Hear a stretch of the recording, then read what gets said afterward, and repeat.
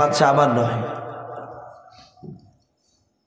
হযরতে আসিয়া মুসা নবীর মার হাত দুখানা ধরে বলেছিল, রে বোন, এই বোন আমার এটা সন্দেহ রয়েছে প্রথম দিন থেকে নিয়েও, যখনই তুমি আমার রাজ দরবারে এসে তুমি কথা বললেও আর আমার ছেলে আমার কোল থেকে কান্না বন্ধ করে দিলাও, আমি সেদিন থেকে ধারণা করেছি রে বোন, এ বাচ্চা অন্য কোনো মেয়ের নাই, তোমারই বাচ্চাও। হযরতে আসিয়া বলেছিল, বোন চিন্তা করো না, আমার স্বামী হচ্ছে বেঈমান, আমার কথা মানে নাই।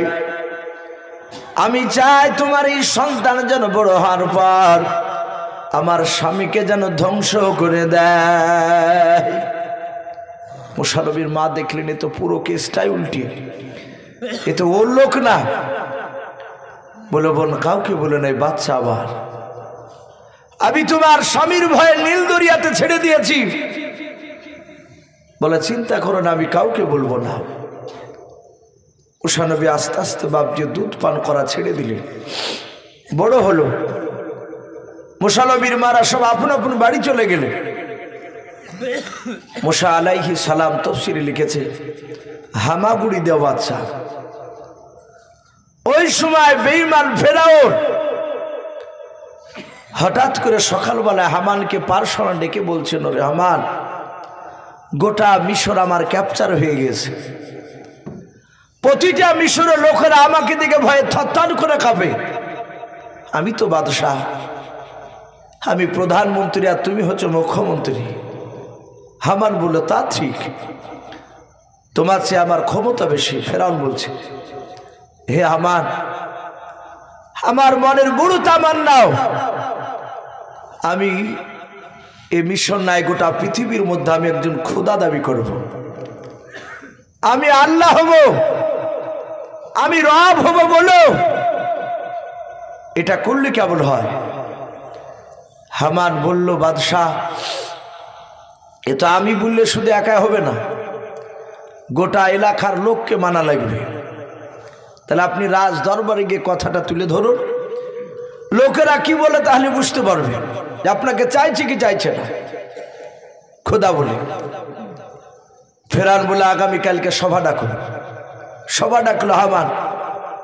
ফেরাউন প্রধান বক্তা, হাজার হাজার লক্ষ লক্ষ লোকের সামনে ফেরাউন বলে, আমি তোমাদের কাছে আল্লাহ দাবি, আল্লাহ ডাকতে শুনতে চাই, আমাকে আল্লাহ বলে ডাকবে কিনা বলো। ফেরাউনের দরবারে বাপজি তার শ্রোতাদের মধ্যে থেকে, প্রজার মধ্যে থেকে দুটো প্রজা উঠে বলল, হে বাদশাহ নামদার, আপনাকে আমরা খোদা বলে মানতে রাজি আছি, কিন্তু একটা শর্তের ওপরে। বলে, শর্তটা কি? বলে, ওই দেখেন একটা নদী দেখতে পাওয়া যাচ্ছে। বলে, হ্যাঁ, ওই নদীতে পানি রয়েছে, নীল দরিয়া না, আর একটা নদী। ওই নদীর পানি আমি আপনাদের সামনে নয়, আপনাকে নিয়ে যাব সেখানে, হাজার হাজার লোকের সামনে আপনাকে বলবো, এই নদীর পানিটা শুকিয়ে দাও। আপনি যদি হুকুম দিয়ে পানিটা শুকিয়ে দিতে পারে, আবার বলবো, এই বাদশাহ, ফেরাউন সাহেব, আপনি আবার নদীতে পানি নিয়ে এসে দেন। আপনি আবার হুকুম করবেন পানি হয়ে যাও, কি পানি চলে আয়। যদি আবার নদী যদি ভরপুর হয়ে যায়, তাহলে জানবো আপনি আমাদের খোদা, আপনি আমাদের রব, আপনাকে আল্লাহ বলে মানব। ফেরাউন দেখলে তো ভারী বিপদে পড়ে গেলেন, এ তো সম্ভব নয়। ফেরাউন বলল, বন্ধুরা, আমাকে আগামীকাল সময় দাও, আমাকে একটা দিন সময় দাও, আগামীকাল এসে তোমাদের কাছে কথাটা বলবো যে আমি পারবো কি পারবো না। সবাই চলে গেল, কিন্তু হামানকে ফেরাউন বলেছিল, হে হামান, এই লোক যাওয়ার আগে তুমি প্রচার করে দাও, আজকে সূর্য ডোবার পর থেকে নিয়ে রাত্রিবেলায় একটা মিশরের লোক, কোন প্রজা যেন তারা ঘর থেকে যেন বাহিরে না বেরোয়। রাস্তায় বলো, বাড়ির আগিনাতে বলো, যারাই বেরোবে তাদেরকে জবাই করে দেওয়া হবে, প্রচার করে দাও। জমায়েত লোকের সামনে বাপজি প্রচার করে দিল, একটা লোক যেন না যায়। এমনকি ফেরাউন হামানকে বলে, হামান তুমিও বাড়াইতে পাবা না, তুমিও বাড়ির ভিতরে থাকবে। হামান চিন্তা করলো, এই কথা কেন বলছে? বলে ঠিক আছে তাই করলাম, মেনে নিলাম আপনার কথা। সবাই শুয়ে আছে। ফেরাউন দেখলো একেবারে নিশিরাত্রি, অন্ধকারে বাবা চেয়ে গিয়েছে। বেঈমান ফেরাউন গভীর রাত্রিবেলা বাপজি বেরিয়ে আস্তে আস্তে বাপজি পা ফেলে ফেলে দেখলো কাউকে দেখতে পাওয়া যায় না। সবাই আমার ভয়ে তারা সবাই ঘরের ভিতরে লুকিয়ে আছে। ফেরাউন বাড়ি থেকে বাপজি চুপে চুপে বেরিয়ে সোজা চলে গেল নীল দরিয়ার ধারে। ওই নীল দরিয়ার ধারে চলে যাওয়ার পর দেখলো বাপজি একটা গুহা রয়েছে, ছোট্ট একটা গুহা। ওই গুহার ভিতরে ফেরাউন বাপজি সেজদায় পড়ে বাবা আল্লাহ দরবারে কান্না শুরু করে দিল। বলুন সুবহানাল্লাহ। অনেক লোক বলে ফেরাউন আল্লাহকে মানত না, আল্লাহ আছে এটা বিশ্বাস করতো না। বলে না না, এটা বলো কথা। ফেরাউন জানে যে এক আল্লাহ আছে আমার মাথার উপরে, কিন্তু এই ফেরাউন বাপজি সেজদায় পড়ে কেঁদে কেঁদে বলেছিল, ওগো আল্লাহ, আমার মনের তামান্না, আমার বড় মনের বাসনা, আমি গোটা পৃথিবীর মধ্যে আল্লাহ দাবি করব, গোটা মিশরের লোকেরা আমাকে যেন মেনে নেয়। যাতে বাপ যে এই কথা বলে বলে কাঁদতে শুরু করে দিয়েছে। আবার ফেরাউন ডাক দিয়ে বলেছিল, আল্লাহ আমি জানি তুমি আলা কুল্লি শাইইন কাদির, তুমি সর্বশক্তিমান। ও আল্লাহ, তোমার ইশারা ছাড়া গাছের পাতা পর্যন্ত লড়ে না। ওগো মাওলা, আমার ইন্তেকাল করার পর তুমি যা আযাব দিবা আমি তাই মাথা পেতে মেনে নেব। ওগো আল্লাহ, তুমি আমার মনের বাসনাটা পূর্ণ করে দাও। আমি তোমার কাছে মাওলা ফরিয়াদ করি, ওই নদীর পানিটা তুমি আমার তাবে করে দাও। ফেরাউন এ বলে বাপ যে ডোকরে ডোকরে কাঁদছিল, হঠাৎ করে একটা বাপজি আপনার মানুষের মতো হয়ে এসে লোকটা বাপজি তার পিঠে বাপজি হাত দিয়ে বলেন, ওগো বাদশাহ, তাড়াতাড়ি সেজদা থেকে তুমি মাথা তোলো। ফেরাউন চমকে উঠে বলছে, ইয়া বাকে? মাথাকে তুলে বলে, এই বেয়াদব, আমি বলি না যে রাস্তার বাড়ির বাইরে যাকে পাওয়া যাবে তাকে জবাই করে দিব? তুই কেন এসেছিস সেখানে? তোকে এক্ষুনি জবাই করে দিব আমি লোক ডেকে নিয়ে এসে। ফেরাউনকে বললো, হে বাদশাহ, আমি আপনার এলাকার নয়। বলো কোথাকার? বলে আমি মুসাফির, আমি একটা প্রশ্নের উত্তর জানতে এসেছি। বলে তুই যেখানে এসেছিস কেউ দেখেনি? আর লোকে জানতে পারলে আমি যে সেজদা করছি আল্লাহকে ডাকছে, জানলে তো আমাকে আল্লাহ বলে কেউ মানবে না। বল কাউকে বলবি কি? বলে আমি কাউকে বলবো না, তুমি আর আমি আর আল্লাহ ছাড়া কেউ জানবে না, আর জানেও না এখানে তোমার কাছে এসেছি তা দুনিয়ার মানুষ। বলে তাই? বলে হ্যাঁ। বলে খুব বিপদে পড়ে আছে আমি, তাড়াতাড়ি বল কি বলবে। ও জানে না যে ইনি জিবরিল ফেরেশতা।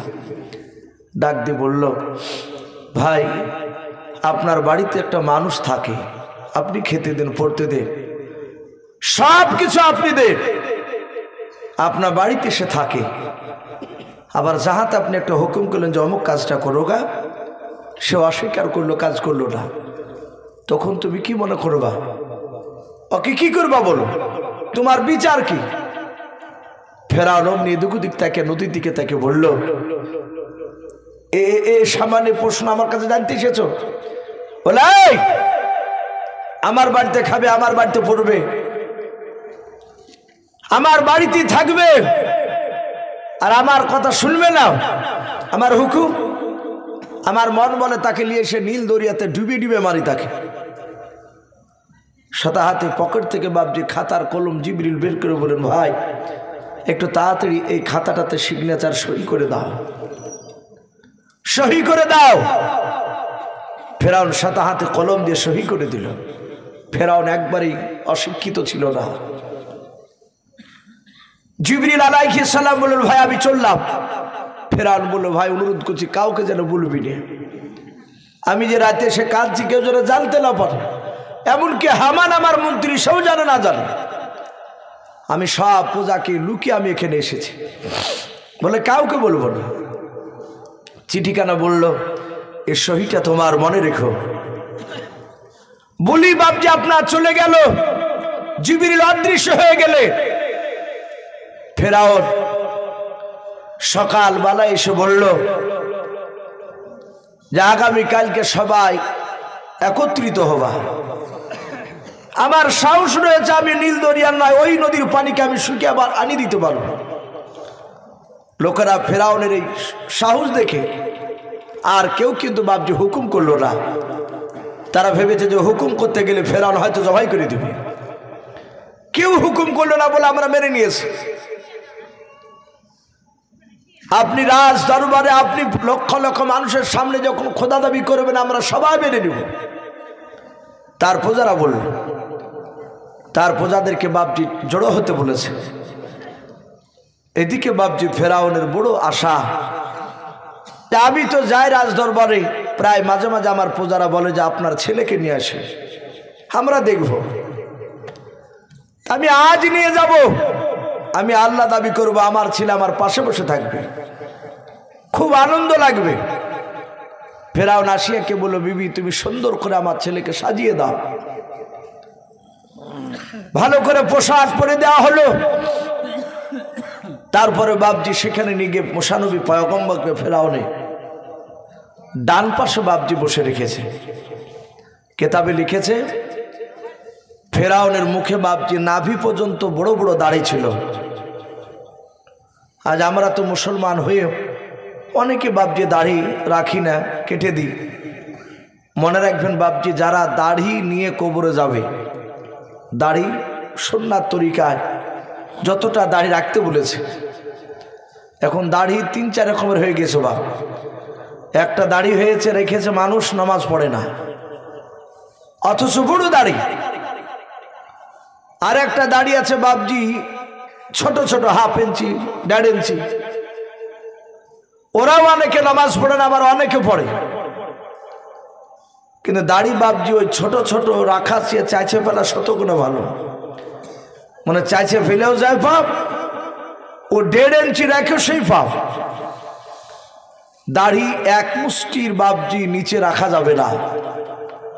হ্যাঁ, যদি আপনার দাড়ি না বেরোয় সেটা ভিন্ন কথা, কিন্তু দাড়ি বাপজি আপনার রাখতে হবে, দাড়ি ছাটা যাবে না। ওই 1.5 ইঞ্চি 1/2 ইঞ্চি করে।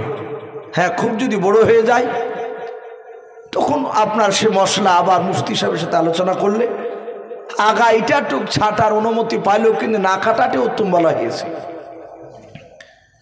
বাপজি আমার সোনা লালেরা, নবী বলেছেন যারা দাড়িবিহীন কবরে যাবে, যারা দাড়ি রাখবে না কবরে যাবে, কিয়ামতের ময়দানে তাদেরকে কবর থেকে বলা হয়েছে উঠবে যেদিন, তাদের মুখে 350 হাত লম্বা দাড়ি থাকবে। এত বড় বড় দাড়ি ফেরেশতারা তাড়াবে, আর তারা দাড়িতে পায়ে বাপজি ব্যাট বেঁধে পড়ে যাবে, আর পেছন দিক থেকে ফেরেশতারা মারবে। নবী বলেছেন যারা সুন্নাত তরিকা দাড়ি নিয়ে কবরে যাবে, তারা কবর থেকে যেদিন উঠবে তারা দাড়িবিহীন, বলুন আলহামদুলিল্লাহ, তাদের দাড়ি থাকবে না। আর দাড়িটা বাপজি একটা পুরুষের আলামত। মা বোনেরা যতই চেষ্টা করো বাপজি, তারা দাড়িকে চাইছিল, দাড়ি বাড়ায় না। হয়তো 1000-এ 2টা মেয়ের বাপজি দেখেন, কারো কারো মেয়ের দেখা যায় আসলি হয়েছে, আসলিতে 2-3টে করে দাড়ি হয়। কিছু কিছু মেয়ে আমাকে কয়েকদিন আগে বাপজি আপনার এই দিন 20 হলো, একটা লোক ফোন করছে, আমি নাম করবো না, কোন এলাকা, বলছে ভাই আমার বিবির গনিয়া 13টা দাড়ি আছে, এই থুতনিতে একটা তিল আছে, ওই তিলের জায়গাতেই ওই দাড়িগুলো, এই দাড়িগুলো কাটা যাবে কি যাবে না? আমার বিবিকে কাটতে বলে আমার বিবি কাটে না, যে গোনা হবে তাই বলে। মাত্র গনে 13টা। আমি ভাই গনে আছেন? বলে হ্যাঁ গনবো না, কারণ আমার বিবির আছে। কিন্তু বাপজি তারপরে আমরা মুফতি সাহেবের সাথে একটা আলোচনা করে তাকে বলা হলো যে দাড়ি কেটে ফেলে গুনাহ নাই তার, কারণ মেয়েদের তো দাড়ি ওদের নাই, ওরা পরিষ্কার হলে অসুবিধা নাই, গুনাহ নেই। কিন্তু বেটা ছেলেদের বাপজি কাটা যাবে না। দাড়ির অনেক ফজিলত রয়েছে। বিজ্ঞানরা বলছে, আপনার বিশ্বনবীও বলেছেন দাড়ি থাকলে তাদের যৌন শক্তি বৃদ্ধি হয়, বলুন আলহামদুলিল্লাহ। আর কাটলে তা ক্ষতি হয়, এটা বিজ্ঞানরাও বাপজি প্রমাণ দিচ্ছে। আমি আপনাদেরকে বলবো ভাই, ওই ফেরাউন একজন বেঈমান, সে কিন্তু তার দাড়িটা বাপজি নাভি পর্যন্ত ছিল, সে দাড়ি চরম যত্ন নিত। মারিফুল কোরআন এসেছে মুক্তা দিয়ে বাপজি দাড়িকে ফেরাউন জোড়ে রাখত। হীরা কাঞ্চন মুক্তা বলিলে এই মুক্তা দিয়ে জোড়ে রাখত। ফেরাউন মুসা নবীকে নিয়ে গিয়ে ডান পাশে রেখে হাজার হাজার লক্ষ লক্ষ মানুষের সামনে শুধু বলেছে আনা রাব্বুকুমুল আলা। কোরআন শরীফে এসেছে কথাগুলো, যে আমি সব আল্লাহর চেয়ে বড় আল্লাহ, সব আল্লাহর চেয়ে বড় আল্লাহ, মানে আল্লাহ আছে এটাও জানতো।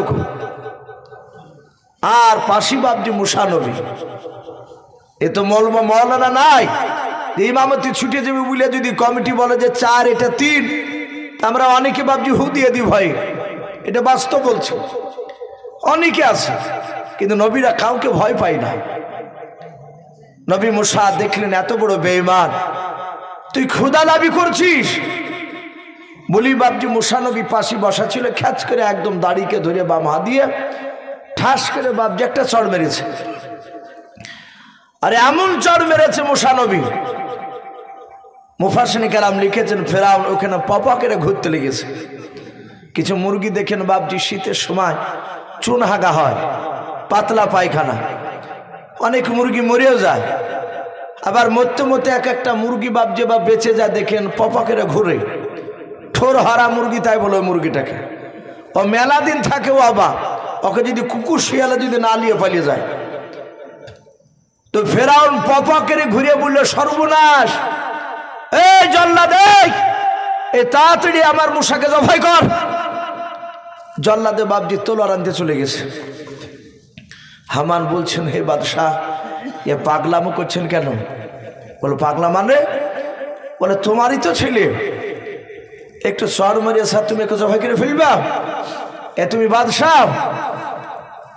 ফেরাউন বলছে হামান রে, এই চর যদি তোর গালে পড়তে তাহলে তুইও বুঝতে পারতি এ চর কাকে বলে। তা আমাকে এমন ভাবে মেরেছে মনে হচ্ছে 1-100টা লোকে 2-4 ঘন্টা ধরে চড়ালছে আমাকে।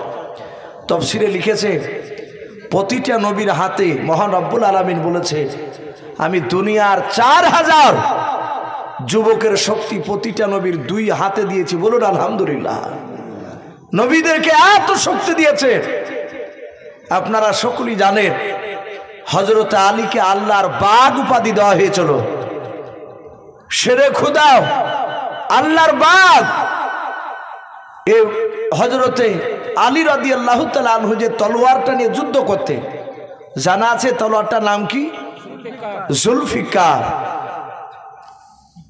আপনার বলা হয়েছে ওই তলোয়ারটা হযরত জিবরিল সেদিন নিয়ে যায়নি। আমার জিবরিল নাই, হযরত আলী রাদিয়াল্লাহু তাআলা আনহু খৈবরের যুদ্ধে বাপজি একটা লোহার ঢাল নিয়ে লড়াই করেছিলেন। যুদ্ধ করে এসে রাসূলের কাছে আসলেন। নবী বলেন কি নিয়ে যুদ্ধ করলে? জামাই। বলে হুজুর এই ঢাল নেই। বলে রেখে দাও। বলে এবার উঠাও। হযরত আলী বাপজি আর উঠাতে পারছে না। বলে আলী এখন তোমার রাসূলুল্লাহ তোমার শ্বশুর মশাই দোয়া করেনি? তখন আমি দোয়া করেছিলাম। নবী আমার 2 হাত দিয়ে ওই ঢালকে তুলে দেখে দিলেন, বলুন আলহামদুলিল্লাহ। এত শক্তি নবীজির বাপজি ছিল। মুসা আলাইহিস সালাম বাপজি মেরেছে। এরা লোকেরা হইছে কি ব্যাপার, বাদশা তার বেটাকে মেরে ফেলবে আর বেঁচে রাখবে না। ফেরাউনের বিবি আসিয়ার কাছে গিয়ে বলেছিল, আসিয়াও ও রানী মা, আপনার ছেলে মুসা আর মনে হয় বেঁচে নাই। বলে কেন? বলে তোমার ছেলেকে জবাই করে ফেলবে। বলে আমি এখনই শুনে আসলাম তোমার ছেলেকে জবাই করে ফেলবে, তুমি তাড়াতাড়ি চলাও। আস্তে আস্তে বলল কেন জবাই করবে? ডাক দিয়ে বলল তোমার ছেলে ওই মূসা ফেরাউনকে চড় মেরেছে, ফেরাউন সহ্য করতে না পেরে মারার হুকুম দিয়েছে। হজরতে আসিয়া সুজা দৌড়ে গিয়ে বলেছিল গো বাদশাহ নামদার, এ পাগলামো করেন না, আমার ছেলে মূসা আপনাকে আদর করে মেরেছে। ফেরাউন বলল ওরে বিবি আসিয়া, এটা আদর করা মারো নাই, এখনো যন্ত্রণা করেছে। ওরে আমার আসিয়া, এ ছেলে জেনে শুনে আমাকে চড় মেরেছে। আসিয়া বলল তা কি করে হয়, আপনি পরীক্ষা নিয়ে নেন। ফেরাউন বলে কি পরীক্ষা নিব? বলে আপনি একটা আগুনের দালাও আর একটা মিষ্টি জাতীয় জিনিস আপনি সামনে পাশাপাশি রাখুন। ওকে বাদশাহ নামদার, হাজার হাজার লোকের সামনে আমার ছেলে মশাকে যদি ছেড়ে দেওয়া হয় আর ওই আগুনটা যদি মশা তুলে যদি হাতে নিয়ে নেয়, তাহলে জানতে হবে আমার ছেলে মশা তোমাকে আদর করে মেরেছে, জেনে শুনে মারে নাই। ওগো আমার স্বামী শুনে নাও, যদি মশা আমাদের বাচ্চা আগুনটা তুলে নিয়ে যদি মিঠাই জাতীয় জিনিসটা যদি তুলে যদি মুখে দিয়ে দেয়, তাহলে জানবো আমার মশা জেনে শুনে তোমাকে চড় মেরেছে। ফেরাউন বলল কথা ঠিকই বলেছে বাপজি আমার সোনা লালেরা, জাহাতি কথা বলল। হাজার হাজার লোকেরা বিরাট পরীক্ষা দেখবে।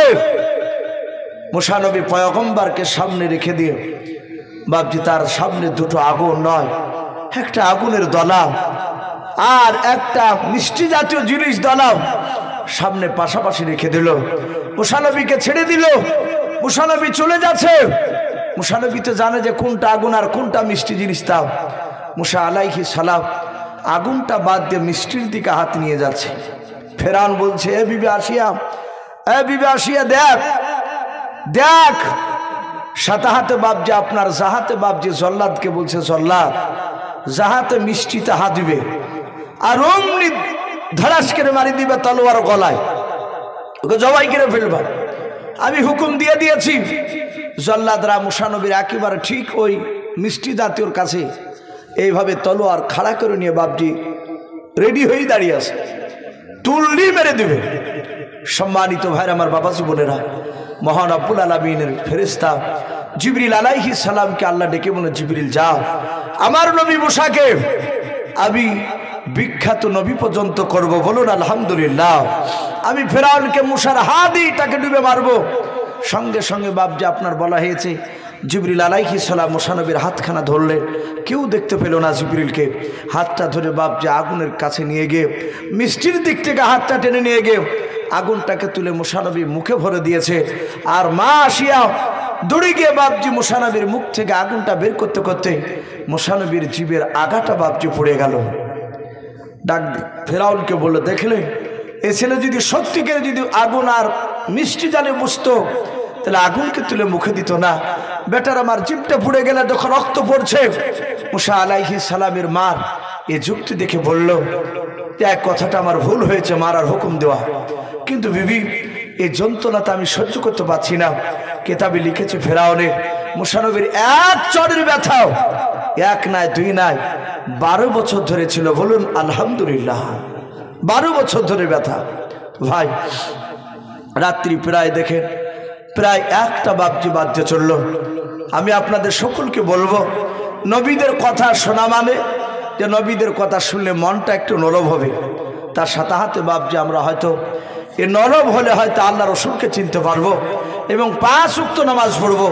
আমি প্রতিটা বাপজি ভাইদেরকে বলবো আপনারা সকলেই এবং আপনাদের সাথে হাতে আমিও বলছি এখানে যারা আছি সকলেই রব্বুল আলামিন আমাদের সকলকে যেন কোরআন এবং সুন্নাত অনুযায়ী আমল করার তৌফিক দান করুন। বলুন আল্লাহুম্মা আমিন, আল্লাহুম্মা আমিন। আর আমরা 5 ওয়াক্ত নামাজ পড়বো বলুন ইনশাআল্লাহ। তো ভাই যাই হোক, আপনারা যথেষ্ট দানের হাত বাড়িয়েছে। হাবিবুর ভাই উনি বলছিলেন ইসু ভাই খুব চাপাচাপি নাই, ইনশাআল্লাহ হয়তো মহাসেন সাহেব ওনাকে যদি আগে দিই হয়তো উনি আদায় করবেন, আপনাকে দিলে হয়তো আপনাকে আদায় করতে হবে। উনি আদায় করেছেন ভাই। শেষের বেলায় আমি আপনাদেরকে অনুরোধ করব ভাই এক্ষুনি দেওয়া হবে। আমি প্রতিটা বাপজি ভাইদেরকে বলবো, মা বোনদেরকে যার শেষ ভালো তার সব ভালো। আমি আপনাদের কাছে 2000 1000 বলবো না ভাই, 100 খান করে টাকা, 100 খান করে টাকা যদি 10টা মানুষ ভাই একটা একটা করে যদি দেন, 100 খান করে টাকা, কাছে না থাকলে একটু যদি ওয়াদা করে শেষের বেলায় ভাই চাপাচাপি না যদি দেন, আলহামদুলিল্লাহ। একটু ভাই আপনাদের জন্য একটু দোয়া করব। আসি ভাই, এই মসজিদের জন্য নাকি আদায়, মসজিদের জন্য কবরস্থান, মাশাআল্লাহ কবরস্থানের জন্য ভাই, যেটা আসল বাড়ি আমাদের সকলে দিয়েছেন ভাই। কিন্তু আবার বলবো, ইমানদাররা তারা খাজুর গাছের মতো, যত চাষবে তত বাবজি রস পড়ে। খাজুর গাছে যেরকম ইমানদার একবার দিয়ে বাবজি বন্ধ হয় না। এই দেখেন আরেকজন ভাই আমার 100 টাকা দিয়েছেন, বলুন মারহাবা, বলেন আরে তাকবীর। আল্লাহ তার 100 টাকা দানকে কবুল করুন। ভাই যাব না ভাই, আমরা দোয়া করব। আমি 10 জন ব্যক্তিকে একটু দেখতে চেয়েছি, যদি থাকেন তাহলে দেন, আর যদি না থাকে তাহলে বাবজি খুব চাপাচাপি নয়, একটু আসি। যদি কেউ মনে করেন যে 1 খান বস্তা সিমেন্ট দিব, তাও দিতে পারে ভাই। আসি, গোরস্থানে অনেক কাজ আছে, অনেকে জায়গা কিনে, অনেকে ঘিরে। বর্তমান গোরস্থান ঘেরা দরকার। অনেক জায়গায় দেখা যাচ্ছে কবরে বাবজি গরু ভরে দিচ্ছে চড়াইতে, দিয়ে কবরের ওপরে গরুতে লাজছে, পেছাব করছে। আবার অনেক সময় দেখা যায় আরেকজন বাবজি আমার 100 টাকা, আল্লাহ দানকে কবুল করুন, বলুন আল্লাহুম্মা আমিন। ওকে মা বোন, আমি আপনাদেরকেও দেখতে চাই, যদি কেউ মা বোন 100 খান টাকা যদি দেন, যদি না থাকে 50 টাকা দিতে পারে ইনশাআল্লাহ।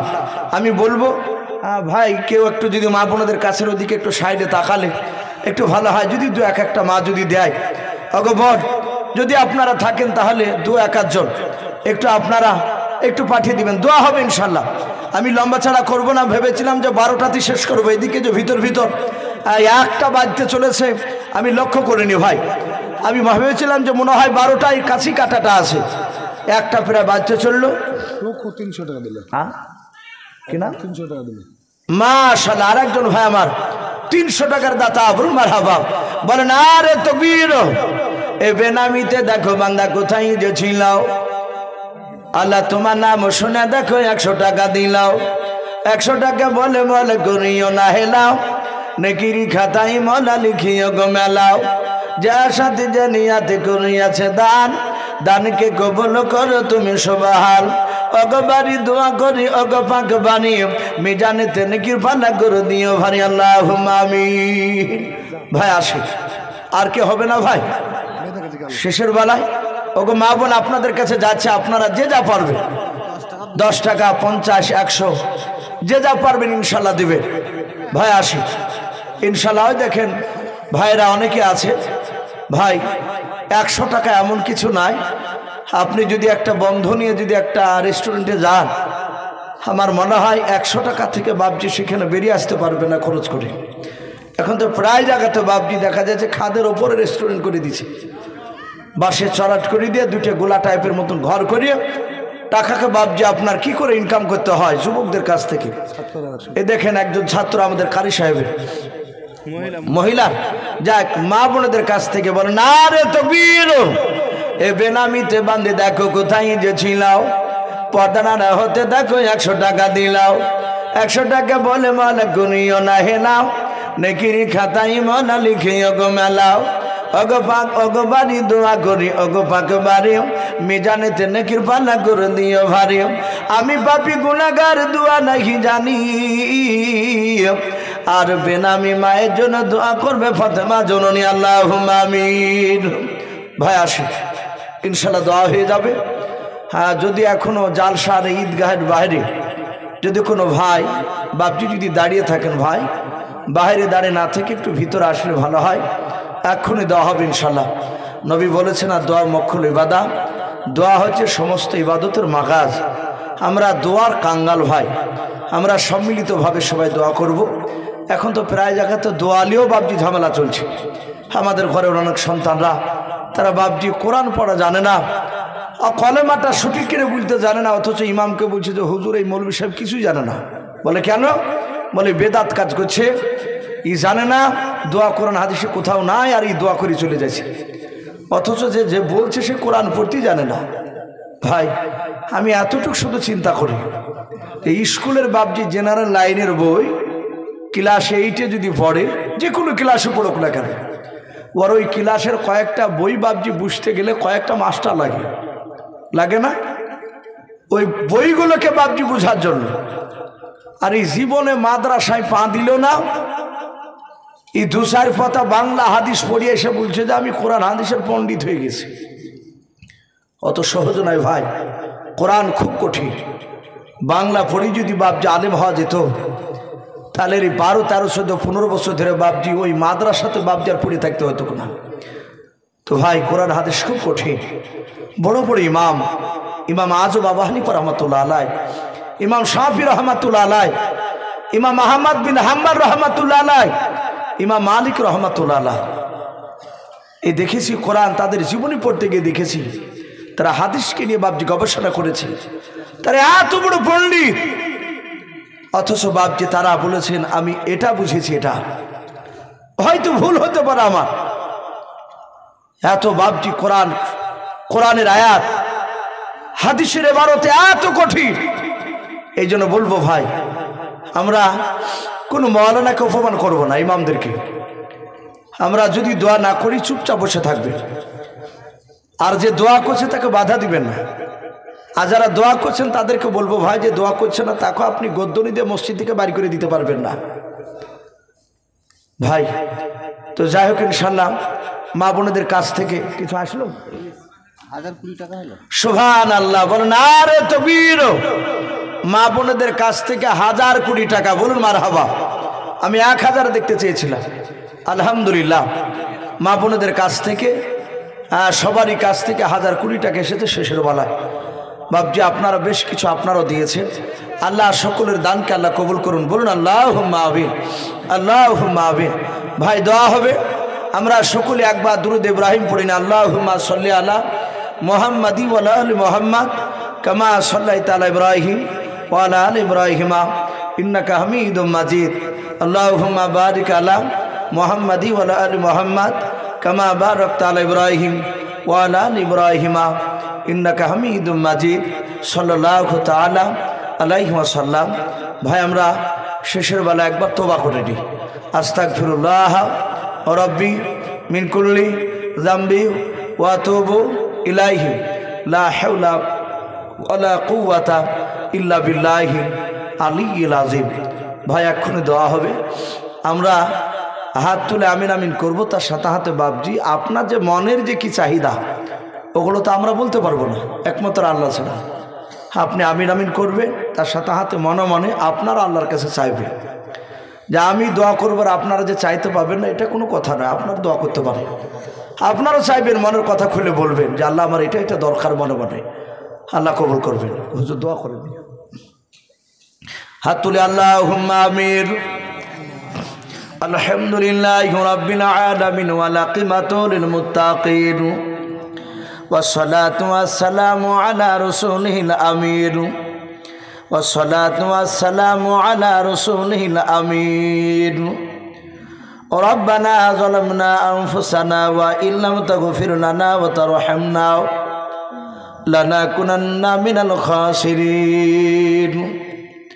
আয় আল্লাহ, রাত্রি প্রায় 1টা পার হতে চলল রে মাওলা। আয় আল্লাহ, তোমার বান্দা বান্দীদেরকে নিয়ে মাওলা গভীর রাত্রিতে হাত উঠিয়েছি। আয় আল্লাহ, তুমি আমাদের সকলের হাতগুলো ইমানদার হিসেবে তুমি কবুল করে নাও। আগে রাব্বুল আলামিন, আমরা সকলেই গুনাহগার, খাকসার নাদান তোমার বান্দাও। দিনের আলো রাত্রির অন্ধকারে মোলা সগীরা কাবিরা জানাও জানাও, ছোট বড় যায়নি বাতিনি যাবতীয় গুনাহ করে ফেলেছি।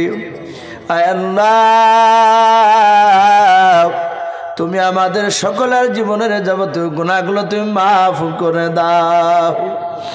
আয় আল্লাহ, আজকের জালসার সভাপতিগণকে তুমি কবুল করে নাও, বক্তার শ্রোতা সকলকে তুমি কবুল করে নাও। আয় আল্লাহ, আজকে পবিত্র জালসার মাহফিল তুমি কবুল করে নাও। মওলা রে, এই জালসা আল্লাহ, জালসা করতে গিয়ে আল্লাহ অনেক যুবক ছেলেরা, কমিটি ভাইয়েরাও আয় আল্লাহ তারা হাড় ভাঙা পরিশ্রম করেছে মওলা, কেউ টাকা দিয়ে কেউ শ্রম দিয়েও। আয় আল্লাহ তুমি তাদের মেহনতকে তুমি কবুল করে নাও। আয় আল্লাহ জালসায় যারা টাকা দিয়ে সহযোগিতা করেছে মওলা, যারা টাকা দিতে পারে না তাদের সকলকেও তুমি কবুল করে নাও রব্বুল আলামিন। আয় আল্লাহ তোমার বান্দা বান্দিরা গোরস্থানের জন্য কেউ 200, 100, 50, 10 টাকা, 20 টাকা, আয় আল্লাহ কেউ 300 টাকা এইভাবে দান করেছে মওলা। আয় আল্লাহ আমার পূর্বেও কে 2000, 1000, 500 এইভাবে দান করেছে মওলা। সিমেন্টের বস্তা দান করেছে মওলা। তুমি সকল দানকারী দানকে তুমি কবুল করে নাও। আয় আল্লাহ তুমি খাস করে মওলা কারীম এই গ্রামের পবিত্র জালসার মাহফিল তুমি কবুল করে নাও মওলা রে। আয় আল্লাহ রব্বুল আলামিন দেখো তোমার বান্দা বান্দিরা আমিন আমিন করেছে রে মওলা। কার আব্বা নাই মা নাই মওলা, যাদের আব্বা নাই মা নাই তুমি তাদের আব্বা মার কবরে আযাবগুলো তুমি মাফ করে দাও। আল্লাহ আমাদের কার দাদা দাদি নানা নানি চাচা চাচি আল্লাহ আমাদের অনেকের আত্মীয় স্বজন চলে গিয়েছে মওলা, তুমি আমাদের সকলের আত্মীয় স্বজন কবরে আযাবগুলো তুমি মাফ করে দাও। আল্লাহ আল্লাহ মওলাই কেরিমে 9 মাইল এই কুলবনিয়া গ্রামে আল্লাহ তুমি রহমত বর্ষণ করো। আল্লাহ গ্রামে তুমি রহমত বর্ষণ করো। আল্লাহ গ্রামের প্রতিটা বাড়িতে তুমি রোজের আজকারা তুমি বরকত দাও। আল্লাহ আমাদের হুজুর বসে আছেন চন্দ্রহাট মাদ্রাসার কারি সাহেব, আল্লাহ আল্লাহ কারি সাহেবকে তুমি যোগ্য ইমাম হিসাবে কবুল তুমি করে নাও, মাদ্রাসার যোগ্য শিক্ষক হিসাবে তুমি কবুল করে নাও। আল্লাহ এখানে হাবিবুর মাওলানা আছে, আরো কয়েকজন মাওলানা রয়েছে মওলা, এখানে তলবুল ইলম শুদ্ধ রয়েছে মওলা, তুমি তাদের সকলকে তুমি দিনের দায়ী হিসাবে তুমি কবুল করে নাও। আয় আল্লাহ খাস করে মওলাই কেরাম এই গ্রামে তুমি রহমত বর্ষণ করো, রোজের আজকের তুমি বরকত দাও। এই গ্রাম থেকে যত মাইয়াত কবরবাসী হয়েছে মওলা, সকল কবরবাসীর কবরে আযাবগুলো তুমি মাফ করে দাও। আয় আল্লাহ সারা বিশ্বের মুসলমানকে তুমি হেফাজত করো, সারা বিশ্বের মাদ্রাসা মসজিদকে তুমি হেফাজত করো। আয় আল্লাহ সারা বিশ্বের মুসলমান যত কবরে চলে গিয়েছে সকল মুসলমান মাইয়াতের কবরে আযাবগুলো তুমি মাফ করে দাও। আয় আল্লাহ আমাদের মন চাক আর না চাক তুমি আমাদের দ্বারাই 5 ওয়াক্ত নামাজ তুমি আদায় করিয়ে নাও।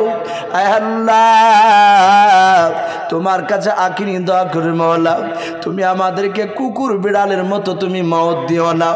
আয় আল্লাহ তুমি ইজ্জতের সহিত তুমি আমাদের মওত দিও।